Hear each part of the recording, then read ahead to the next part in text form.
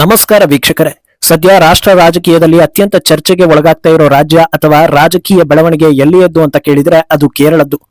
Kerala local body election ನಲ್ಲಿ BJP ಅಥವಾ NDA ತನ್ನ ದೊಡ್ಡ ಹೆಜ್ಜೆಯನ್ನ ಇಟ್ಟಿದ್ದು ಎರಡು ಪ್ರಮುಖ ಪಕ್ಷಗಳಿಗೆ ನಡುಕ ಹುಟ್ಟಿಸಿದೆ.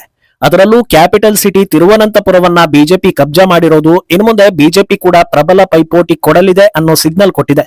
ಯಾವುದೇ ಕಾರಣಕ್ಕೂ ಕೇರಳದಲ್ಲಿ ಬಿಜೆಪಿ ಬರಲ್ಲ ಅನ್ನೋ ಮಾತಿನ ವ್ಯಾಲಿಡಿಟಿ ಮುಗೀತಾ ಇರುವಂತೆ ಕಾಣಿಸ್ತಾ ಇದ್ದು, ಇದೇ ಸ್ಪೀಡ್ ಮೈಂಟೈನ್ ಆಯ್ತು ಅಂದ್ರೆ ಮುಂದಿನ ವಿಧಾನಸಭಾ ಎಲೆಕ್ಷನ್ ನಲ್ಲಿ ಏನಾಗ್ಬೋದು ಅನ್ನೋ ಚರ್ಚೆ ಶುರುವಾಗಿದೆ. ಏನೋ ಈ ಮಟ್ಟದ ಬದಲಾವಣೆಗೆ ಕಾರಣ ಏನು ಅನ್ನೋದು ಕೂಡ ಮಹತ್ವವನ್ನ ಪಡೆದುಕೊಳ್ತಾ ಇದೆ. ಇನ್ನೊಂದೆಡೆ ಪಶ್ಚಿಮ ಬಂಗಾಳದಲ್ಲಿ ಎಸ್ಐಆರ್ ಪ್ರಕ್ರಿಯೆ ವೇಳೆ ದಿನದಿನಕ್ಕೂ ಅಚ್ಚರಿ ಹಾಗೂ ಆತಂಕಕಾರಿ ವಿಚಾರಗಳು ಬಯಲಾಗ್ತಾ ಇವೆ. ಇದೆಲ್ಲವನ್ನ ಒನ್ ಬೈ ಒನ್ ವಿವರಿಸ್ತಾ ಹೋಗ್ತೀವಿ. ಈ ವಿಡಿಯೋವನ್ನ ತಪ್ಪದೆ ಕೊನೆ ತನಕ ನೋಡಿ. ಅದಕ್ಕೂ ಮುನ್ನ ಮೀಡಿಯಾ ಮಾನ್ಸ್ಟರ್ ಚಾನೆಲ್ ಅನ್ನ ತಪ್ಪದೆ ಸಬ್ಸ್ಕ್ರೈಬ್ ಮಾಡಿ. ಎಸ್, ಒಂದು ಕಡೆ ಕಾಂಗ್ರೆಸ್ ಮುಕ್ತ ಭಾರತ ಅನ್ನೋ ಘೋಷಣೆಯನ್ನ ಬಿಜೆಪಿ ಹೇಳಿದ್ರೆ ಅದು ಹೇಗಾಗುತ್ತೆ? ದಕ್ಷಿಣ ಭಾರತ ಗೆಲ್ಲೋದು ಸುಲಭ ಇಲ್ಲ, ಉತ್ತರ ಭಾರತಕ್ಕಷ್ಟೇ ನೀವು ಸೀಮಿತ, ದಕ್ಷಿಣದಲ್ಲಿ ಜನರು ಯಾವುದೇ ಕಾರಣಕ್ಕೂ ಬಿಜೆಪಿಗೆ ಮಣೆ ಹಾಕಲ್ಲ, ಕಾಂಗ್ರೆಸ್ ಬಾರದೇ ಇದ್ರು ಕಾಂಗ್ರೆಸ್ ಬೆಂಬಲಿತ ಇಂಡಿ ಒಕ್ಕೂಟ ದಕ್ಷಿಣದಲ್ಲಿ ಸ್ಟ್ರಾಂಗ್ ಇವೆ ಅನ್ನೋ ಮಾತೆಲ್ಲ ಇತ್ತು. ಆದ್ರೆ ಈಗ ದಕ್ಷಿಣ ಭಾರತದ ರಾಜಕೀಯವನ್ನ ನೋಡ್ತಾ ಹೋದ್ರೆ ಕರ್ನಾಟಕದಲ್ಲಿ ಬಿಜೆಪಿಗೆ ನೆಲೆ ಇದೆ, ಆದ್ರೆ ಈ ಬಾರಿ ಅಧಿಕಾರದಲ್ಲಿ ಇಲ್ಲ. ಆಂಧ್ರದಲ್ಲಿ ಎನ್ಡಿಎ ಸರ್ಕಾರ ಇದೆ, ತೆಲಂಗಾಣದಲ್ಲಿ ಬಿಆರ್ಎಸ್ ಸ್ಥಾನವನ್ನ ಬಿಜೆಪಿ ಹಂತ ಹಂತವಾಗಿ ಆಕ್ರಮಿಸಿಕೊಳ್ತಾ ಇದೆ. ಇನ್ನುಳಿದಿದ್ದು ಎರಡೇ ರಾಜ್ಯಗಳು, ಅದರಲ್ಲೊಂದು ತಮಿಳುನಾಡು, ಇನ್ನೊಂದು ಕೇರಳ. ತಮಿಳುನಾಡಿನಲ್ಲಿ ಎಐಎಡಿಎಂಕೆ ಜೊತೆಗೆ ಸೇರಿ ಕನಿಷ್ಠ ಪಕ್ಷ ಡಿಎಂಕೆಯನ್ನ ಕೆಳಗಿಳಿಸ್ತಾರೆ ಅನ್ನೋ ಚರ್ಚೆ ಇದೆ. ಅಲ್ಲಿಗೆ ಉಳಿದಿದ್ದೊಂದು ಕೇರಳ, ಅಲ್ಲೂ ಈಗ ಬಿಜೆಪಿಯ ದೊಡ್ಡ ಸದ್ದು ಮಾಡ್ತಾ ಇರೋದು. ಕೇರಳ ಲೋಕಲ್ ಬಾಡಿ ಎಲೆಕ್ಷನ್ ನಲ್ಲಿ ಬಿಜೆಪಿಯ ಪರ್ಫಾರ್ಮೆನ್ಸ್ ಕಂಡು ಇಡೀ ದೇಶವೇ ದಂಗಾಗಿದೆ. ಇಡೀ ರಾಜ್ಯವನ್ನ ಡಾಮಿನೇಟ್ ಮಾಡಿದ್ದು ಬಿಜೆಪಿ ಅಲ್ಲದೆ ಇದ್ರೂ ಹಾರ್ಟ್ ಆಫ್ ದ ಸ್ಟೇಟ್ ಅಥವಾ ಕ್ಯಾಪಿಟಲ್ ಸಿಟಿ ತಿರುವನಂತಪುರ ಕಾರ್ಪೊರೇಷನ್ ನಲ್ಲಿ ಕಮಲ ಅರಳಿದೆ. 100 ವಾರ್ಡ್ಗಳ ಪೈಕಿ 50 ವಾರ್ಡ್ಗಳಲ್ಲಿ ಬಿಜೆಪಿ ಪಾರುಪತ್ಯವನ್ನ ಮೆರೆದಿರೋದು ಉಳಿದ ರಾಜಕೀಯ ಪಕ್ಷಗಳಿಗೆ ದೊಡ್ಡ ಸಿಗ್ನಲ್ ಕೊಟ್ಟಂತಾಗಿದೆ. ಕೇರಳದ 6 ಕಾರ್ಪೊರೇಷನ್ಗಳ ಪೈಕಿ ತಿರುವನಂತಪುರಂ ಕೂಡ ಅತ್ಯಂತ ಪ್ರಮುಖವಾಗಿ ಗುರುತಿಸಿಕೊಂಡಿದೆ. ಸಹಜವಾಗಿ ಇದು ಬಿಜೆಪಿಗೆ ದೊಡ್ಡ ಸಂತಸದ ವಿಚಾರ ಆಗಿದ್ರಿಂದ ಸಂಭ್ರಮಾಚರಣೆ ಕೂಡ ದೊಡ್ಡ ಮಟ್ಟದಲ್ಲಿ ನಡೆದಿದೆ. ಇನ್ನು ಮುಂದೆ ಕಾಂಪಿಟೇಷನ್ ನಲ್ಲಿ ನಾವು ಇರ್ತೀವಿ ಅನ್ನೋದನ್ನ ಹೇಳೋದಕ್ಕೆ ಇದಕ್ಕಿಂತ ದೊಡ್ಡ ಸಂದೇಶ ಇನ್ನೊಂದು ಬೇಡ ಅನ್ನೋ ರೀತಿಯಲ್ಲಿ ಇದು ಚರ್ಚೆಗೆ ಒಳಗಾಗ್ತಾ ಇದೆ. ಸದ್ಯ ಆಡಳಿತದಲ್ಲಿರೋ ಎಲ್ಡಿಎಫ್ ಮೇಲಿನ ಅಸಮಾಧಾನ ಹಾಗೂ ಆಡಳಿತ ವಿರೋಧಿ ಅಲೆ ಮುಸ್ಲಿಂ ಲೀಗ್ ಹಾಗೂ ಕಾಂಗ್ರೆಸ್ ಒಕ್ಕೂಟ ಯುಡಿಎಫ್ಗೆ ವರವಾಗುತ್ತೆ ಅನ್ನೋದು ಮ್ಯಾಂಡೇಟ್ ಆಗಿತ್ತು. ಆ ವ್ಯಾಖ್ಯಾನಕ್ಕೆ ಈ ಬೆಳವಣಿಗೆ ಬ್ರೇಕ್ ಹಾಕ್ತಾ ಇದೆ.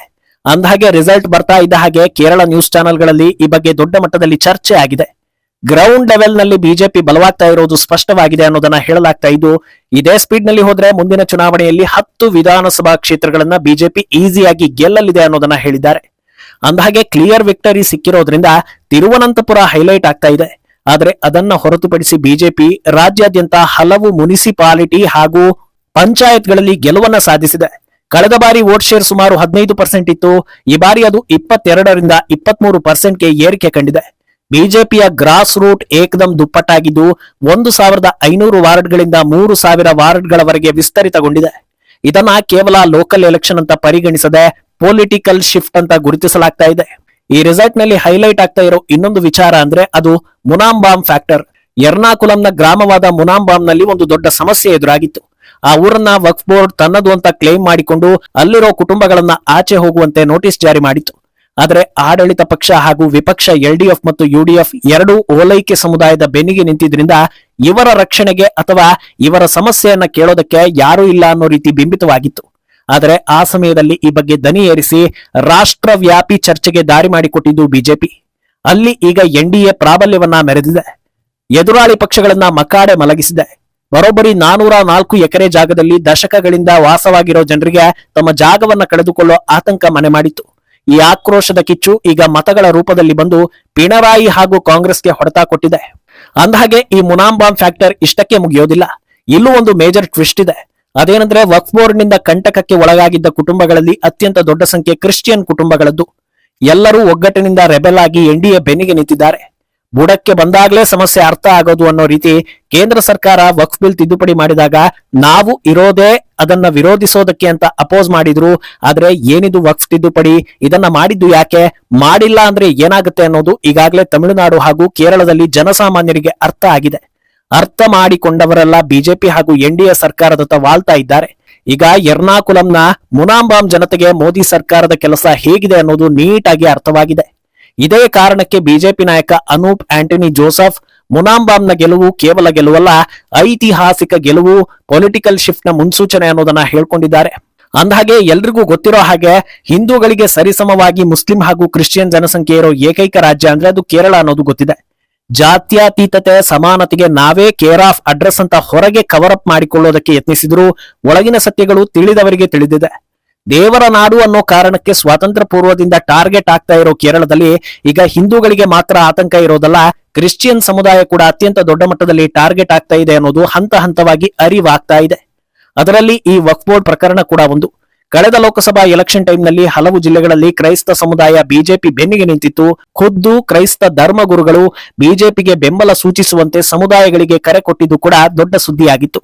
ಭವಿಷ್ಯದಲ್ಲಿ ಹಿಂದೂ ಕ್ರಿಶ್ಚಿಯನ್ ಫಾರ್ಮುಲಾ ವರ್ಕ್ ಆಗುತ್ತೆ ಅನ್ನೋದಕ್ಕೆ ಇದು ಮುನ್ಸೂಚನೆ ಅಂತ ಅನ್ನಿಸ್ಕೊಳ್ತಾ ಇದೆ. ಸರಿ, ಕ್ರಿಶ್ಚಿಯನ್ ಸಮುದಾಯ ದೊಡ್ಡ ಮಟ್ಟದಲ್ಲಿ ಬೆಂಬಲ ಕೊಟ್ಟರು, ಅಲ್ಲಿರೋ ಹಿಂದೂಗಳಲ್ಲಿ ಎಡಪಂಥೀಯರು ಹಾಗೂ ಹಿಂದೂ ವಿರೋಧಿ ಹಿಂದೂಗಳ ಸಂಖ್ಯೆ ಹೆಚ್ಚಿದೆಯಲ್ಲ, ಸಾಧ್ಯನಾ ಇದು ಅನ್ನೋ ಅನುಮಾನಗಳು ಸಹಜ. ಆದ್ರೆ ಇಲ್ಲಿ ಇನ್ನೊಂದು ದೊಡ್ಡ ಅವಕಾಶ ಇದೆ. ಅದೇನೆಂದ್ರೆ 140 ಕ್ಷೇತ್ರಗಳಿರೋ ಕೇರಳದಲ್ಲಿ ಇಡೀ ರಾಜ್ಯವನ್ನ ಡಾಮಿನೇಟ್ ಮಾಡೋ ಏಕೈಕ ಪಕ್ಷ ಯಾವುದು ಇಲ್ಲ ಅನ್ನೋದು. 96 ಸೀಟ್ಗಳ ಬಲ ತೋರಿಸಿ ಅಧಿಕಾರದಲ್ಲಿರೋ LDF ನಲ್ಲಿ ಪ್ರಮುಖ ಪಕ್ಷ ಅಂದ್ರೆ ಅದು ಸಿಪಿಐ, ಅದರ ಏಕೈಕ ಬಲ 61. ಇದರ ಜೊತೆಗೆ 16 ಸಣ್ಣ ಪುಟ್ಟ ಪಕ್ಷಗಳು ಸೇರಿಕೊಂಡಿದ್ದರಿಂದ ಸರ್ಕಾರ ರಚನೆ ಆಗಿದೆ.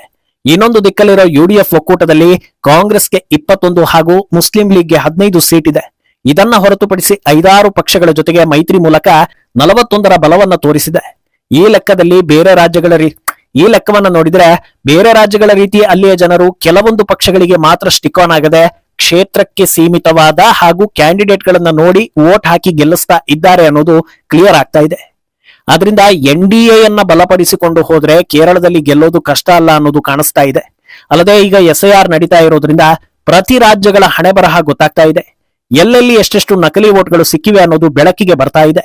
ಯಾರು SIR ವಿರುದ್ಧ ಮಾತಾಡ್ತಾ ಇದ್ದಾರೋ ನಕಲಿ ವೋಟ್ಗೂ ಅವರಿಗೂ ಸಂಬಂಧ ಇದೆ ಅನ್ನೋದು ಜನರ ಅರಿವಿಗೆ ಬರ್ತಾ ಇದೆ. ಆದ್ರಿಂದ ಜನರ ನಿರೀಕ್ಷೆಗಳು ಹೆಚ್ಚಾಗ್ತಾನೆ ಇದೆ. ಇನ್ನೊಂದೆಡೆ ಈಗಾಗಲೇ SIR ಬರದಿಂದ ಸಾಕ್ತಾ ಇರೋ ಬಂಗಾಳದಲ್ಲಿ ದಿನಕ್ಕೊಂದು ಅಪ್ಡೇಟ್ಗಳು ಹೊರಬರ್ತಾ ಇದ್ದು ಎಲ್ಲರ ಕಣ್ಣರಳಿಸಿ ನೋಡುವಂತೆ ಮಾಡ್ತಾ ಇದೆ. ಮೊದಲ ಹಂತದಲ್ಲಿ 57 ಲಕ್ಷ ನಕಲಿ ವೋಟ್ಗಳು ಡಿಲೀಟ್ ಆದ್ವು. ಈಗ 85 ಲಕ್ಷ ಹೆಸರುಗಳಲ್ಲಿ ತಂದೆಯ ಹೆಸರು ಅನುಮಾನಾಸ್ಪದವಾಗಿದೆ. ಈ ಪೈಕಿ 13.5 ಲಕ್ಷ ಫಾರಂಗಳಲ್ಲಿ ತಂದೆ ತಾಯಿಯ ಹೆಸರುಗಳು ಸೇಮ್ ಇವೆ. 11.95 ಲಕ್ಷ ಫಾರಂಗಳಲ್ಲಿ ತಂದೆಯ ಏಜ್ 15 ವರ್ಷಕ್ಕಿಂತ ಕಮ್ಮಿ ಇದೆ. 24 ಲಕ್ಷ ಫಾರಂಗಳಲ್ಲಿ ತಂದೆಗೆ ಕನಿಷ್ಠ 6 ಮಕ್ಕಳಿವೆ. 3.45 ಲಕ್ಷ ವೃದ್ಧರಿಗೆ 40ಕ್ಕಿಂತ ಕಡಿಮೆ ವಯಸ್ಸಿದೆ. ಇದನ್ನೆಲ್ಲ ನೋಡ್ತಾ ಇದ್ರೆ ಮಮತಾ ಬ್ಯಾನರ್ಜಿಗೆ ಯಾಕೆ ಇಷ್ಟೊಂದು ಸಂಕಟ ಅನ್ನೋದಕ್ಕೆ ಉತ್ತರ ಸಿಕ್ಕಿದಂತೆ ಕಾಣ್ತಾ ಇದೆ. ಒಟ್ನಲ್ಲಿ ಲೋಕಸಭೆಯಲ್ಲಿ ಮುಗ್ಗರಿಸಿದ್ರು, ತದನಂತರದಲ್ಲಿ NDA ಹಾಗೂ ಬಿಜೆಪಿ ವೇಗ ಹಿಂದೆಂದಿಗಿಂತ ಪ್ರಬಲವಾದಂತಿದೆ. ಮುಂದೇನಾಗುತ್ತೆ ಅನ್ನೋದನ್ನ ಕಾದು ನೋಡ್ಬೇಕು. ಈ ಬಗ್ಗೆ ನಿಮ್ಮ ಅಭಿಪ್ರಾಯವನ್ನ ತಪ್ಪದೆ ಕಮೆಂಟ್ ಮೂಲಕ ತಿಳಿಸಿ.